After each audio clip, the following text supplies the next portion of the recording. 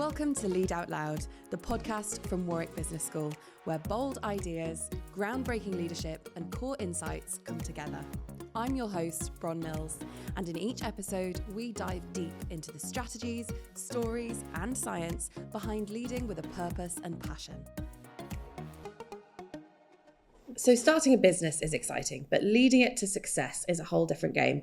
Today, we're diving into what it really takes to lead a startup, secure some funding maybe, and build a business that thrives, and why most people fail at it. So joining me for this chat are Nick Gray, founder of Gtech, company behind the revolutionary cordless home appliances, scaling from startup to an industry leader, and Professor Simon Barnes, Warwick Business School expert in startups, entrepreneurship, and the financial mindset needed to make it. Most importantly, uses the Gtech products in his garden. So Nick, would you mind kicking us off, please? Where did this all begin for you? Well, I kind of was working on a building site, which I quite liked. I liked the outdoor air and everything, but it was a bit cold in winter. And I was looking through the paper and a job came up at Vax, now one of our competitors. And I trundled along for the interview to be their lab technician and sweep the floors and look after things in their design office. And I quite liked it. I'd kind of not really known what I was going to do. I just wanted to earn some money and things like that, hence fitting windows. But I loved the design environment, and they were keen for new and different ideas, which I was always full of. Mm-hmm. But hadn't always been welcome. You know, when you're going through an academic environment, there's a curriculum you have to get through, and sometimes wanting to dive off in some direction is, can be problematic for staff trying to get 30 kids through a curriculum. So, but at Vax, they wanted all my wild and wacky ideas. They let me do design work. And one of the first proper products I got to design was the Vax Power 4000, which became Britain's best-selling vacuum cleaner. And I was like, oh, hang on a minute, they're selling a lot of these. I designed that. Maybe I should be designing products for me, not for somebody else. So I spent about another 5 or 6 years at Vax after that, kind of learning the trade and saving up. But by that stage, I decided I want to do my own business. So yeah, that's where it came from. Yeah, one success and sparked that. But I suppose when you were fitting windows, it probably never occurred to you, I'm gonna design and build a Hoover of my own. No, I always thought I'd have a business. I just wasn't sure what it was and where it would find me. Mm-hmm. So, but I always wanted to do something. I just didn't know what. And then when the spark came, you went for it. How common is that of a story, Simon? When we're looking at startups, where are the roots and where does that kind of seed begin? They start in all sorts of ways, and that's a really great story to hear Nick's background there. Entrepreneurs start businesses either because they have a great idea and they see an opportunity, or sometimes it's a negative trigger. You know, they lose a job, something changes in their circumstances, and they need to respond. You know, they need to find a way to make a living, and they think, well, you know what, I'm going to go and start a business. And sometimes they do that. And the interesting thing is, when you compare how companies start, whether they start with an innovation or spotting an opportunity, or it's a negative trigger, actually they're both equally as successful as each other when it comes to the final tally of building a successful business. So it's great to hear that Nick started with this idea, working for an employer, and then basically said, you know what, I'm going to do this on my own. Yeah, it's a fascinating story, and I love that that's where it all started. So how complicated was it then? So you said that you had that in your mindset, you were going to go off and do this, and you had your idea and you were saving. What did that process look like, and what did it take from you to be able to kind of pull that off as well as working full-time? I did an open university degree because I figured at some stage I would need to borrow money to start my business and I'd need to be qualified. I saved up and bought a CAD system, a computer-aided design system, and taught myself how to use it. I wasn't actually supposed to be a design engineer when I joined Vax. Like I said, I was supposed to be the lab technician, so CAD wasn't required, but I decided I was going to do it in my own time, and then they let me do design work. So it was all these things. What do I need to succeed? And I think people say entrepreneurs take risks. In my experience, we might, but we like to load the odds in our favour before we start. So if you're going to be successful, take a risk, but deal with the uncertainties as much as possible. So if you take the plunge, and I did get to a point where I was giving back a 50 grand salary in a company car, which 24 years ago was a lot of money. You're not doing it on a wing and a prayer. You want a lot of things ticked off. So I knew how to design products. I knew how to get them manufactured. I'd have a couple of successful projects. So I knew that it was possible to get it right and how you did it. But there is always that element of risk, but you want to be as prepared as you can and make sure it's stacked in your favour. And it's interesting, isn't it? It's because you're absolutely right that we talk about taking risks a lot and being resilient, but putting the work in and the time and the effort to make sure that actually you're giving yourself the best possible chance. Not silly risks. No, of course, and not diving in. So you're kind of planning ahead and making sure you're doing all that extra work. But how easy is that practically to have, to squeeze all that into your day? You're doing a lot more work than maybe the average person, especially thinking about the salary and the car. Like, you were doing all right. So what drove you to want to put in all that extra work to, back yourself? I think you just get excited. You think, that's what I want to do. I remember sitting at Vax thinking, I'd do this stuff for nothing, designing products. I just love it.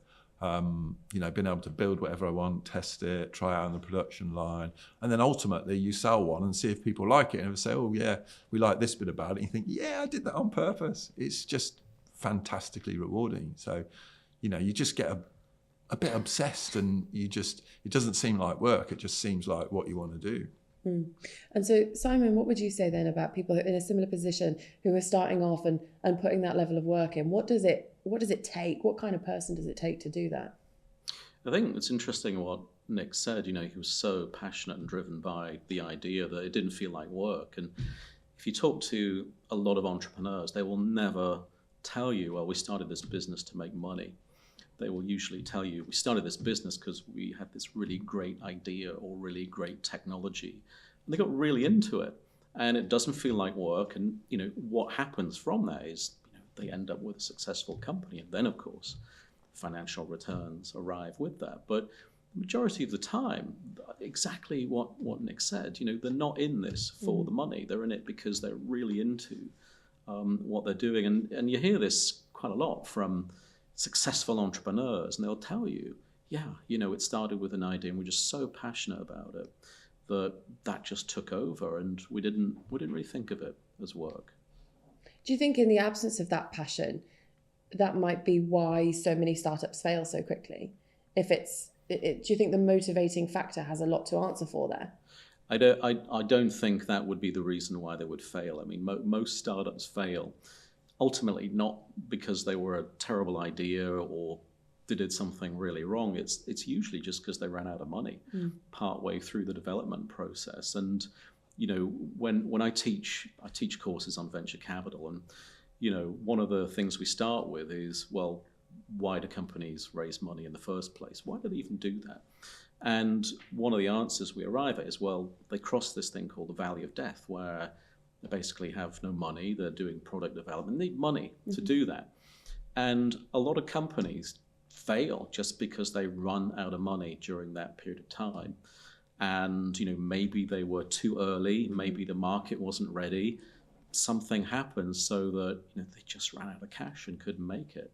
So a lot of companies, I think, probably fail, not because of lack of passion with the founders, but usually because they just couldn't quite gather the resources they need to get through the so-called valley of death. That would be my experience. It's really tough as well, isn't it? It's not easy to start a business, get through that bit and make money. It's not easy. So successful people have had 2 or 3 flat lines that just didn't work, and they keep at it, and then the environment works for them, or some little spark happens, the right place at the right time. There's other things you can do to help you too, which as I'm sure Simon knows more about than me. It's like, if you've got your home product and your home market, you can stretch to a new market or to a new product. If you stretch to a new product and a new market, you're on a lot less fertile ground often. And often startups don't have adjacencies to move to. They're startups, so they're always on difficult territory. I probably stuck with Vax as long as I did, for sort of 12 years, because I really wanted to feel I knew that job before I started my own bit. I didn't want to be learning on my watch. I wanted to be learning in an environment where it was all there. It was already a successful business. So you can cross off a lot of those uncertainties. And so I was sort of launching a new product into customers I knew, consumers I knew, and things like that. But if you go too far afield, and startups often have to by definition, it's tough. It's a difficult environment. Yeah. It's interesting. One of the things I always say to the students in class here as well, I try and encourage them to think big, think about big opportunities, think big, disrupt big markets, but start small. Because if they come up with plans to launch multiple products in multiple markets based on nothing, it's never going to work. So the phrase I always use is think big, start small. And then you're on a track to maybe looking at really big opportunities and markets that could scale internationally, but you've got to start somewhere, and you can't do everything at once. And I think sometimes there is a temptation, and because I teach venture capital, they get very, very wrapped up in this idea of raising huge amounts of money and conquering the world. The problem with that is that you're kind of you're like a rocket ship getting halfway to space and running out of fuel. You've got to really be careful about how you progress the business, and it's probably something you've experienced. Yeah, what did that look like in the early days for you? How did you navigate that bit for Gtech? I'm the opposite of a capital raiser, so I see debt as slavery. And it's like, I know venture capital is essential in some areas and has its place. For a new business to take on too much is disastrous. So I saved up. I'd kind of got £18,000, which I knew could pay my salary, and I could probably just about make prototypes. But I knew that when it came to setting up for manufacture, I'd have to borrow some money for the tooling and everything. But I was obsessed about keeping that to a minimum. And in the end, I did a deal with a US customer who liked the product, and he agreed to pay the tooling if I give him an exclusive license in the States. So we didn't borrow any money in the end. And I was very thankful for that. So yeah, if you borrow money, you have to make sure you need it and treat every penny like it's your last, because it's very difficult. It doesn't, usually business plans, there is this, what some call the valley of death, where you're incurring costs, but you haven't really seen any return on that investment. Investment or venture capitalists often will buy future profits, but they like a nice safe route to it. They don't like crossing these valley of deaths. It's not easy. So, you just have to be careful. If you borrow as little as you can, and nothing until you have to, and be careful with every penny. Do you think it put pressure on you to maybe think a bit more strategically about it, and making that deal? Do you think that was kind of positive in the long run, rather than maybe if you had an investment, might you have looked at those two things differently in the moment? Yeah, possibly. I mean, don't underestimate how hard it is for a startup to actually make money. It's really difficult, and it's like, don't put your life savings in very quickly. Just make sure you've still got some. You think, when can I start making money? How do I bridge that gap? How do I cross this valley of death? Tentatively, don't rush in. And almost everyone you talk to that's on the phone to you, they want your money one way or another. And you just have to say, no.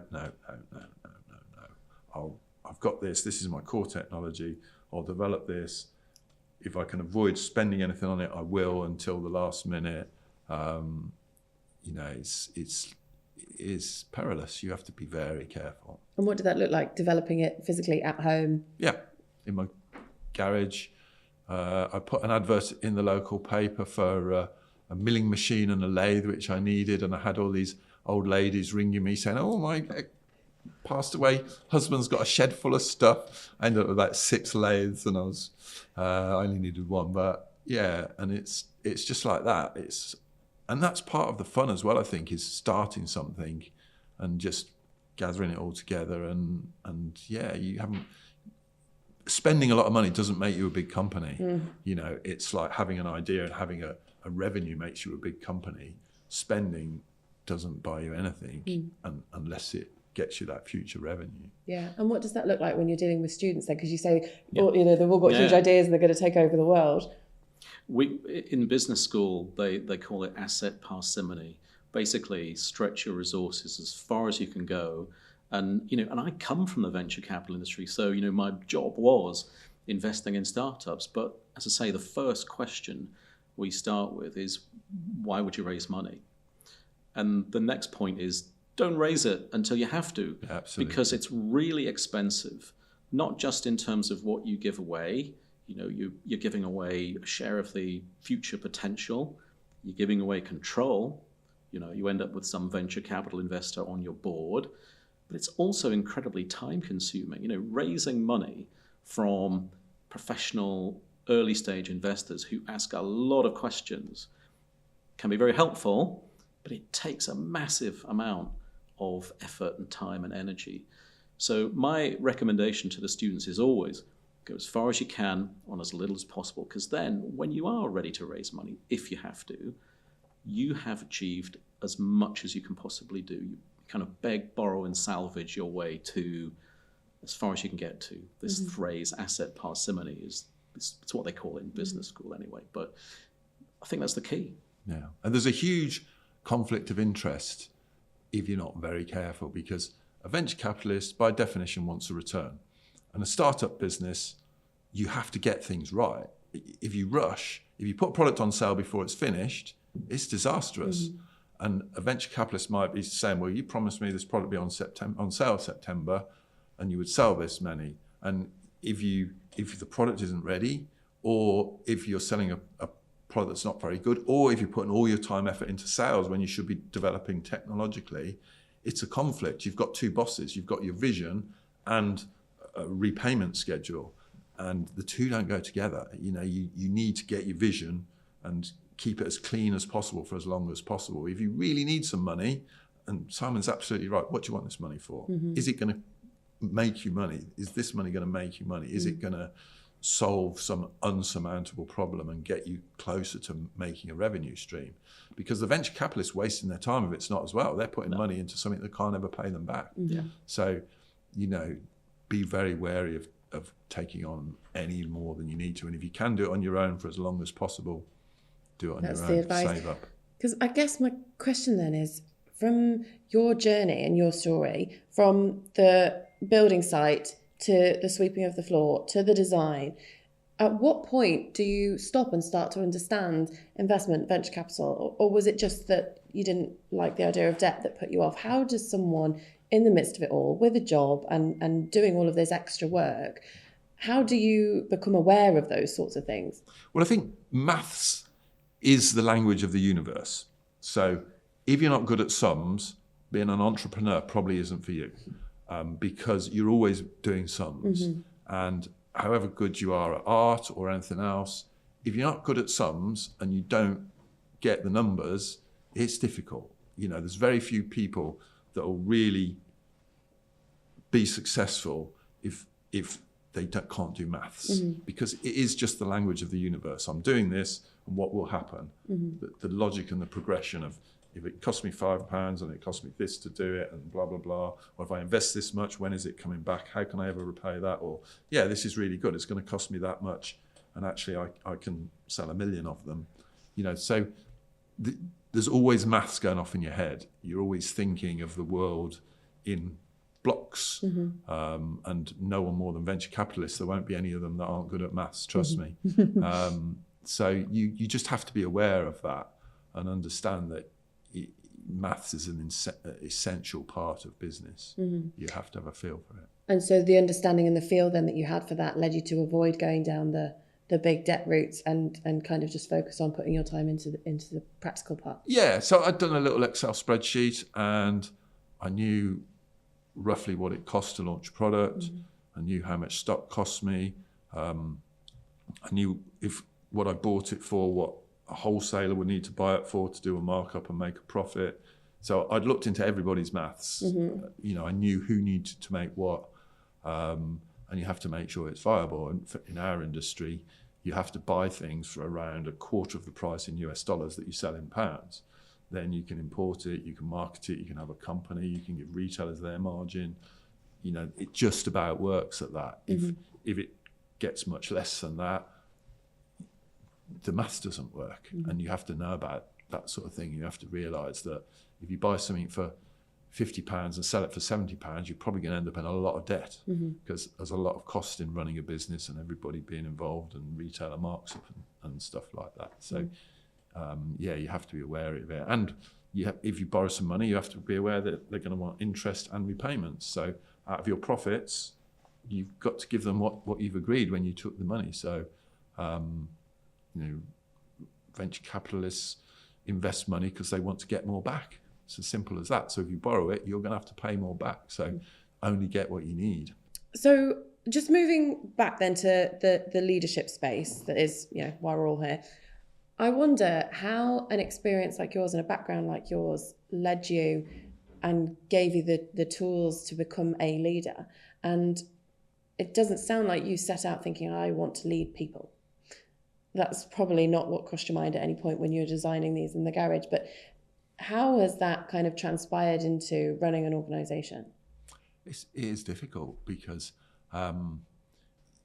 you're very close to your vision and you assume everyone else knows what you're going on about. And sometimes they don't.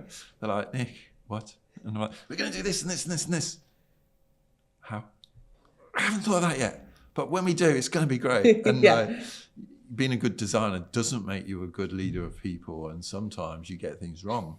And you think, I didn't take them with me. They don't have a clue what I'm on about. Or I've got new information and now I've been diving into this and now I see it differently. And they're like, so we were doing that this last week and now we're going over here. Yes, with passion. Oh, yeah. Okay. So it's not easy. And you find over time that often the quiet ones in your organisation can be the best leaders. Often the noisiest ones can get things a bit muddled or go off on a limb. And sometimes it's the quiet ones that are just getting on with stuff that actually lead the business and they're, people follow their passion. So there's this balance between, good orators don't always keep on the original path. They can get distracted sometimes, and sometimes it's the quiet ones which ultimately lead to genuine progression. So it's a balance. You need motivators, and orators are good motivators, but then you also need people with a vision that will plod on step after step through the hard bits and just get to where they need to go. So it's tricky. And ride your wave when you're having your ideas and not figuring out how and get it, yeah. Because it's nothing that's worthwhile is easy. There's an old Chinese proverb that if the path is too easy, there's nothing interesting at the end of it. And making steps forward isn't easy. It's always about going through complexity and resolving it and trying bashing your head on it. For instance, me and the guy that's worked with me for nearly 30 years now, from Vax to Gtech, we were trying to solve the problem of vacuum cleaners filter cleaning itself, because that's one of the big problems is they're good at collecting dirt and then it gets literally messy. It's like the filters clog up or, they're all jammed with dirt. And we've sort of cracked it after about well over 20 years working on it. And the answer's relatively straightforward, but we made an awful lot of prototypes that didn't work and we abandoned a lot of projects along the way until it was like, do you know what? That's spot on now. It's fantastic. So that's part of leadership is taking you from somewhere to somewhere, and it's difficult. And how important, Simon, is it, certainly in the early stages, of who you're surrounded by, who you want on your team, who you get involved? How valuable is that? It's probably the most valuable thing. I think the team is everything. If you talk to most venture capital investors, they're going to say, well, the thing we really back is the team. Yeah, the people. Because the one certainty in all of this is that something will go wrong. In fact, pretty much everything will go wrong. And it's how the team responds to that and deals with it that is probably going to be the difference between success and failure. And the founder of the modern venture capital industry is a General George Doriot, 1946. He developed the world's first modern venture capital fund in the way it was structured. And he said, always back an A-grade team, even if it's with a B-grade idea, never the other way around. Never back the B-grade team. Now, it's hard to build the most brilliant team in the world when you're a startup, because how do you get people to come and join? But what I'm always saying to the students is just surround yourself with the very best people you can, because the one thing you'll be certain of is that there will be a crisis, many of them, and how you deal with it is probably the big difference. So I personally think the team is probably the most important thing, even beyond the idea to some extent. I've worked in a lot of places where the kind of most senior team, it seems, are then all agreeing blindly with whoever it is that's in charge of the whole thing. Yeah. And from Who are these people? Are you going to name them for us? Not today, no. I might tell you later. But that poses, in my mind, so much, not even risk or threat, but it just means how far can you go? And it'll only ever be as far as that one person's brain in the middle. In your experience, how important is it to have a kind of diversity of opinion, thought, and experience around you? And how do you keep that diversity? I mean, in a way, you're kind of going from politics to business, because the people surging to the top, even if they're using business as a vehicle, are in politics. And ultimately, politics is a fairly singular affair. So you have to be careful, to succeed. You can succeed in business with politics, and big companies are full of them. Entrepreneurial companies, it's dangerous. You need to keep it pretty simple and people that are after a company's vision. So that's what I would say is often in big organizations, the type of people you talk about who will kind of say the right thing to further their own interest rather than this is what this business or this institute needs to hear, that's politics. So in business, you need people who are looking at the group. They've got to carry a group forward. And the group has to succeed rather than the individual. I mean, you would argue, politics is about the group. It's not really. Certainly not today. Let's not go there. Do you like it when people disagree with you? It depends. If they're right, I like it a lot. But if I don't think they're right, does it? Because you're a creative guy, you think, does it kind of spark something in you? No. If you have to realise you don't know everything, and like the older you get, hopefully the more you realise sometimes you're quite sure that something's true and it's not. And you're quite confident that something's going to go the way you think it is and it doesn't. And you think, okay. So like I say about moving a vision, new information, you just have to admit, I thought that was going to work out that way and it didn't. And you have to be big enough to say, no, I'm having his idea. That's what we're doing now. You have to differentiate that from people that might be unhappy themselves and just generally criticize. Because if you're doing your very best and the team around you are doing their best and you're keeping customers happy, it doesn't matter what people say. Some people won't like the way a business runs or don't even like business or other things, or don't listen to them. Just having a bad day. Yeah. And they just need to moan for their own reasons. There's the old Adlerian theory that you should get everything right, treat everyone as your friend and ignore criticism. So if you trust everyone around you, you help them as much as you can, and you do the right thing, what other people's opinion is of no consequence. That's one theory. Part of that is, though, listening. You have to listen and you have to keep a close eye and think, I might have got this wrong. I might be going in the wrong direction. I'm going to do something new. So if people are assisting with that, it's gold. And that listening point is interesting, isn't it, Simon? Because if you think about startups, it's physically impossible for any individual involved launching anything to know it all. Oh, yeah. And so do you find, I don't know, that openness as a kind of person helps? Oh, definitely. So first thing to say is that, again, speaking from a venture capital perspective, most of the time we're backing teams because there's an acceptance that it's very rare that one individual knows everything about the whole business. So we're usually backing teams. And one of the things that, most VCs will tell you they really like is a very open team, open to criticism, which VCs are very good at giving, by the way. And it's how the team responds that's really important. If they are kind of a bit defensive and, there's a sort of tightening of the physical being when criticism is given, it's a negative signal.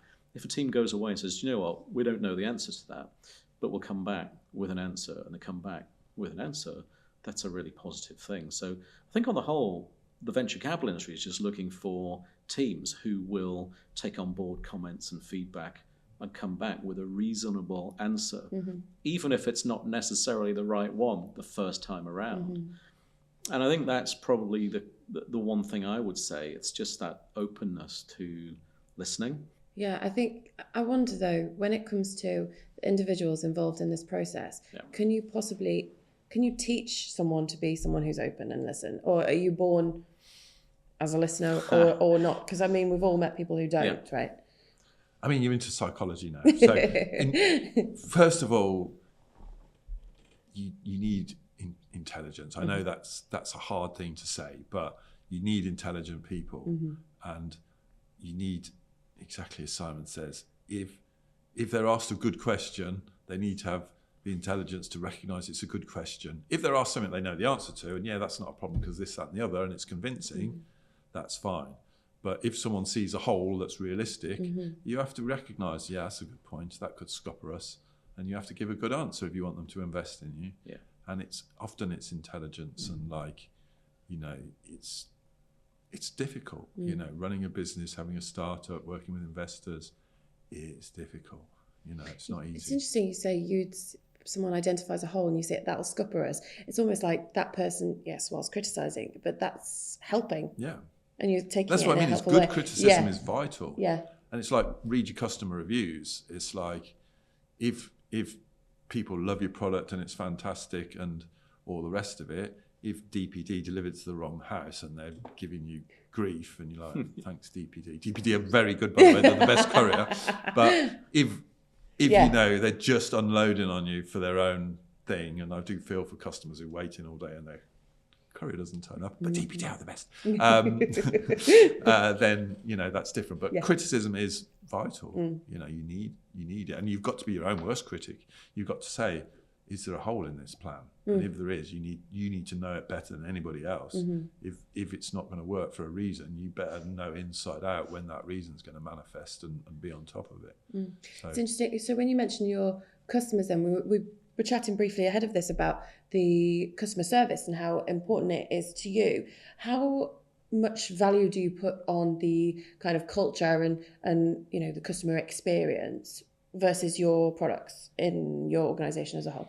A lot. So I talk to our customer service experts one-to-one, and they all come into my office, not as often as they should. I should probably get them in more office. They were in a few weeks ago, and they're like, Nick, this is fine, that's fine. Can you sort this out for us? There was a little bristle pulling out somewhere, and I was like, is there? I didn't know that. And like our phones, people are instructed to answer the phone when it rings. It's not like, if you're answering before 2 minutes, then you've probably got too many staff on. It's no, when the phone rings, pick it up. And if you haven't got enough people to pick the phone up when it rings, employ some more and train them really well.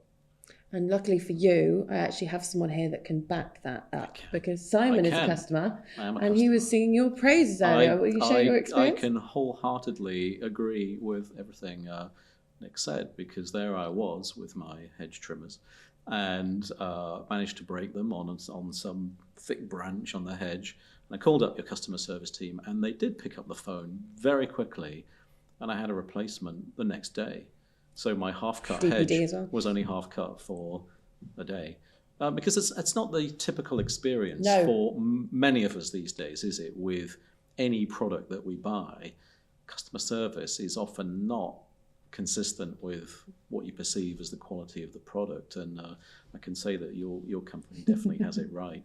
And again, it comes down to, I think of Gtech as a very innovative product company, but actually you've got to wrap the customer service around it, haven't you? Otherwise, it becomes very difficult. And there are other good examples of that, but so many times these days we find the opposite, don't we? So Where Gtech is now, I've been doing a lot of reading about the passion that you've got for football. Oh, yes. And so how does it feel to be able to kind of engage with that world in that now you've got Gtech to where it is? Well, I mean, before we did the Gtech Stadium sponsorship deal, we sponsored the local Worcester basketball team. And that was just charity, basically. We gave them some money because there was no money in the sport. Blah, blah. And then everyone came and said, "Oh, can you sponsor us? Can you sponsor us? Can you sponsor us?" Like, no. But Brentford were a bit different. So I don't know if you know anything of the Brentford story, but 10 or 11 years ago, they're in the 4th tier, playing teams you won't have heard of and not beating them all that much. Sorry, Brentford supporters, if I've got it wrong. But I think one of the supporters, who's now the owner, Matthew Benham, who's a genius, lent them some money and then took a more interest in the club and brought them on this journey. And he's a brilliant mathematician and just a genius. And when I started looking at Brentford, it just looked like an incredible success story. It's like these guys are smart.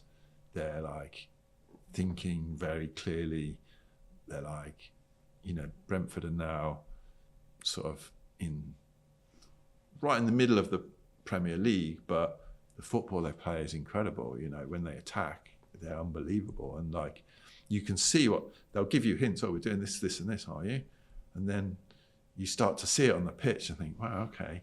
And like, they're just this, what was a relatively small club now competing with everybody. It's like Arsenal, Man City, or anyone come to the Gtech and they're not expecting it to be easy. And if they're not on their game, we'll have their pants down and have the points off them.